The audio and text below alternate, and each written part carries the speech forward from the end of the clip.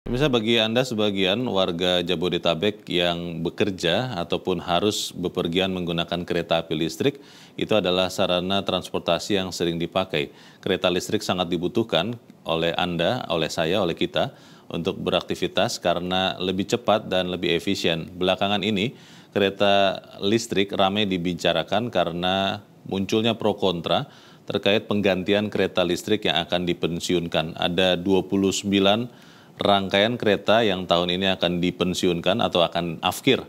Di antaranya ada 10 rangkaian kereta listrik yang akan diganti tahun ini, tahun 2023, sementara sisanya 19 rangkaian kereta listrik akan diganti tahun depan. Ini menuai polemik karena penggantian kereta listrik rencananya akan dilakukan dengan impor kereta bekas dari Jepang. Padahal negara lain seperti India membeli kereta baru dari Indonesia. Kenapa kita harus impor dari negara lain kalau negara lain justru membeli dari Indonesia? Berapa biaya yang akan dibutuhkan untuk mengimpor kereta bekas? Untuk mengulasnya lebih jauh kita sudah terhubung dan akan berdiskusi bersama dengan pemerhati transportasi Joko Setiowarno. Pak Joko, selamat pagi. Selamat pagi Mas Leonard, Ya. Sehat selalu ya. Sehat selalu Pak Joko. Pertanyaan pertama Pak, impor atau membeli kereta bekas Jepang dengan membeli kereta baru buatan PT Inka, itu lebih murah yang mana Pak?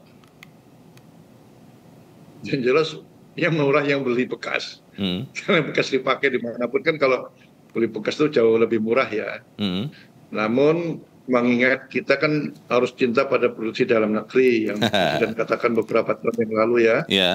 Namun mengingat kapasitas PT Inka sendiri belum bisa maksimal, ya saya mendukung kedua-duanya kebijakan itu. Pertama impor, kedua tetap produksi sendiri. Pak, itu perbandingan harganya berapa sih Pak Joko kalau impor kereta bekas Jepang sama beli kereta baru buatan Inka itu berapa sih Pak bandingan harganya Pak? Sudah. Ya, mungkin ini adalah realita Pak. Negara kita masih berkembang, jadi saluran komunikasinya juga masih terlalu bagus begitu ya. Sehingga ini kembali ke pertanyaan kereta api tadi, Pak Joko. Saya sudah melihat di beberapa pemberitaan bahwa Anda juga menyampaikan untuk kereta impor itu harganya 1 miliar satu set, sementara untuk yang baru itu 260 sampai 270 miliar satu set. Betul begitu Pak Joko? Betul. Jadi impor tadi sebenarnya bukan impor itu. Jadi keretanya suruh dibawa ke Indonesia daripada jadi sampah di Jepang. Silakan bawa, tapi nilainya 1 miliar untuk bawa ongkos transportasi. Jadi mereka tidak menjual. Biaya bawanya Pak, bukan kita bayar ke Jepang ya, bukan ya? Bukan. Kita bawa ongkos transportasinya aja. Gitu. Nah, pertanyaannya Pak, oke lah kalau bicara kok bisa sebegitu mahalnya mungkin agak panjang ya. Tapi kalau di bagian sekarang ini ketika kita bicara 1 miliar untuk bawa satu set kereta bekas dari Jepang, itu dalam kondisi sebetulnya keretanya masih laik jalan atau ada cacat yang berbahaya untuk keselamatan. Bagaimana Pak Joko? Nah, jadi 1 miliar itu satu gerbong atau satu kereta ya. Kalau satu rangkaian kan bisa 12 kereta. Ya. Nah, itu kalau di Indonesia yang jelas AC-nya harus diganti. Karena di sana pendingin dan pemanas kan 4 musim. Nah, di kita 2 musim. Jadi harus disesuaikan. Ya. Nah, itu memang butuh waktu 7 sampai 8 bulan lah. Infonya seperti itu. Kemudian hal-hal lainnya saya nggak tahu secara teknisnya memang ada penyesuaian, namun ini bisa bertahan kalau benar-benar dirawat antara 10 sampai 15 tahun ke depan. Cukup lama. Tapi kalau beli baru itu bisa sampai 30 tahun. Nah, persoalannya adalah nanti kalau dia baru, bagaimana untuk jaminan subsidi dari pemerintah atau PSO istilahnya. Itu harus ada, sehingga tarifnya tidak begitu mahal juga gitu ya. Nah, sebagai pembanding, kereta LRT Jabodebek. Nah, itu kan kalau tarif normalnya 50.000. Namun karena subsidi nanti antara kisaran 12 sampai 15.000 lah. Nanti KRL ini bagaimana nanti kalau sudah beli baru, ya tentunya pemerintah akan menaikkan PSO-nya. Tapi di sisi lain kita harus mengedukasi masyarakat lah. Ini kan KRL ini murah sekali tarifnya. Nah, itu harus dinaikkan. Gitu.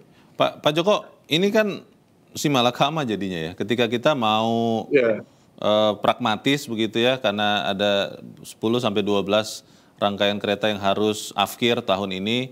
Itu kita kalau mau mengedepankan produk dalam negeri lebih dari 3 triliun ya Pak untuk 12 gerbong ya.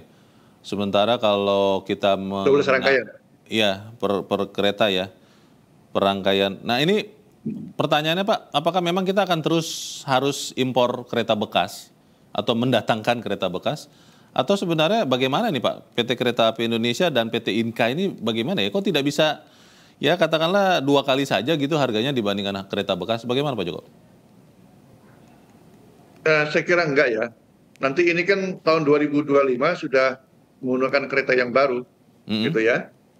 Jadi 2025 Inka menjanjikan sudah bisa memproduksi lah. Nah, masa transisi 2 tahun ini, ya bagaimana itu pilihannya bisa juga kereta yang bekas atau retrofit. Nah, itu ada pilihan baru lagi, retrofit artinya kereta-kereta yang memungkinkan dilakukan retrofit oleh PT Inka itu masih bisa dilakukan. Namun ada juga kereta yang dari Jepang itu sudah dilakukan retrofit di Jepang sana, itu nggak bisa. Makanya perlu audit, ya bagus lah diaudit, dilihat kalau memang retrofit silakan. Bagi yang kurang nanti ya mendatangkan dari Jepang. Dan memang Jepang ini yang milih bukan Indonesia juga, ada yang berkeinginan juga Filipina.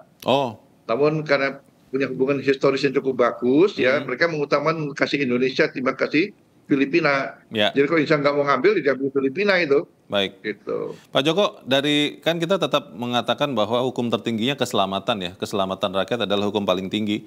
Kalau memakai rangkaian kereta bekas dari Jepang ini masih aman atau bagaimana Pak? Boleh dikonfirmasi ulang Pak? Ya, selama ini kalau perawatannya cukup bagus ya aman-aman saja. Kan sudah terbukti kan semuanya KRL itu bisa, ya. Jadi yang penting perawatannya, ya. Memang kelemahannya adalah mencari suku cadang.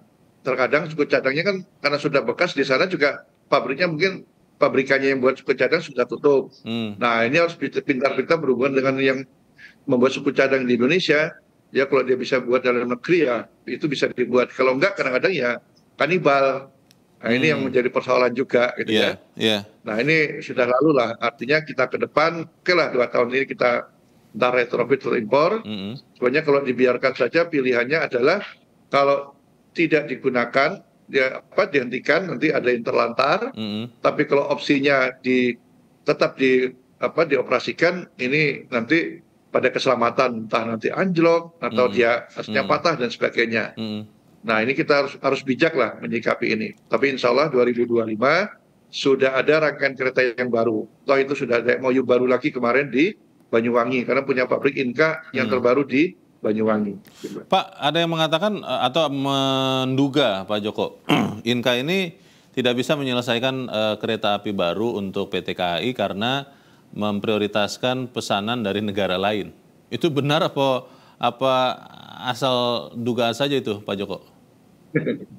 Ya bisa dibuktikan kalau kereta bandara itu buatan PT Inka. Kereta bandara ya, itu Inka. Nanti LRT Jabodebek juga Inka. LRT Sumsel yang di Palembang juga PT Inka. Ya, nah semua kereta yang lainnya untuk kereta-kereta barang maupun penumpang itu produksi PT Inka. Cuman bedanya kalau kereta jarak jauh ini kan dia mesin penggeraknya tidak ada, hanya lokomotif. Ya. Tapi kalau yang KRL ini dia punya mesin penggerak. Dan sudah ada juga dulu yang kerjasama dengan KfW ya, bantuan dari KfW Jerman itu, yang sekarang masih dioperasikan di jalur KRL Jogja Solo. Ada itu. Jadi juga produksi PT Inka. Jadi ini memang pilihan yang tidak ideal, Pak Joko, untuk memakai kereta bekas Jepang. Tapi saat ini mungkin dari sisi keamanan dan juga biaya, itu yang paling masuk akal ya, begitu Pak Joko? Betul, ini persoalannya biaya. Jadi kalau namanya PT Kereta Api ini kan namanya, dia kan badan usaha ya, walaupun dia BUMN juga hitung-hitungan bisnisnya, kalkulasi ekonominya tetap harus ada. Mereka khawatirnya itu nanti kalau sudah beli baru, ternyata pemerintah memberi subsidi, nah biaya bebannya cukup berat ya. Kalau dinaikkan tarifnya nanti nggak ada penumpang, kalau terlalu murah juga jadi beban perusahaan. Nah ini tentunya pemerintah salah satu opsinya adalah mengedukasi masyarakat, naikkan aja dulu sekarang tarif kelas KRL yang ada, karena masyarakatnya sebenarnya sudah mau kok naik itu 2 tahun yang lalu, tapi ya pemerintah masih takut-takut, padahal nggak apa-apa naik Rp2.000, itu bisa saving sampai 450 miliar per tahun dari subsidi 1,6, lumayan kan? Betul. Apalagi umpamanya subsidi ini kan diberikan untuk yang kereta komuter lah. Kalau Sabtu Minggu kan studi kami menyebutkan hari Sabtu itu cuma yang komuter tuh yang bekerja hanya 5%. Hari Minggu 3%, sisanya orang jalan-jalan. Ini mungkin bisa dikurangi lah subsidinya. Oke. Kita harus pemerintah bisa membantu. Baik, gitu kita harus memilih pilihan yang paling masuk akal meskipun itu tidak terlalu ideal. Terima kasih Pak Joko Setiawarno, pengamat transportasi, sudah mencerahkan kami pagi ini. Selamat pagi Pak Joko.